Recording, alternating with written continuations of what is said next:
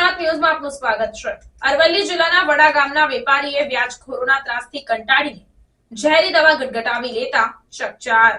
રાજ્યમાં ધીરધારના લાયસન્સ વગર ધંધો કરતા વ્યાજખોરોનો ત્રાસ એટલી હદે વધી ગયો છે કે રૂપિયાની વસૂલાત માટે મસલ પાવરનો ઉપયોગ કરવામાં આવતો હોવાની ચર્ચાઓ છે, જેના કારણે ઠેર ઠેર લોકો આત્મહત્યા કરવા માટે મજબૂર બની જાય છે। ત્યારે વડા ગામ ખાતે કપચી માટે વપરાતું ક્રશર બનાવતા વેપારીએ ગામમાંથી કોઈની પાસેથી વ્યાજે પૈસા લીધા હતા, જે પૈસા ઊંચા વ્યાજના કારણે ભરી ન શકતા અનીસભાઈ લુહારે ઝેરી દવા ગટગટાવીને આત્મહત્યા કરવાનો પ્રયાસ કર્યો હોય તેવી માહિતી સામે આવી છે।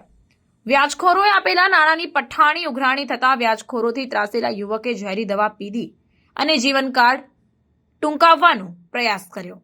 ઝેરી દવાની અસર થતા તેને તાત્કાલિક મોડાસાની સાર્વજનિક હોસ્પિટલમાં સારવાર અર્થે ખસેડી દેવામાં આવ્યો।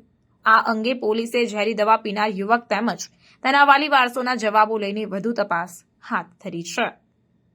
Reporter Iqbal Chishti, secular Gujarat news, Modasa. નામ લુહાર સાબિર હુસેન છે। આજે મારો જે ભાઈ છે, કાકાનો છોકરો થાય, ભાઈ અમારા કાકા થાય, એમનો છોકરો અનિશભાઈ લુહાર અમારો ભાઈ થાય, એને આજે દવા પી લીધી છે।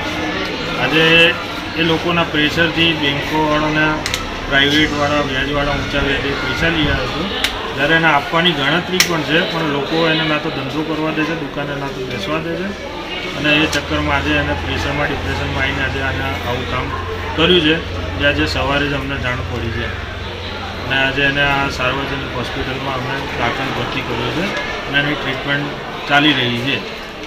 સમાચારોની અવનવી અપડેટ્સ માટે જોતા રહો સેક્યુલર ગુજરાત ન્યૂઝ।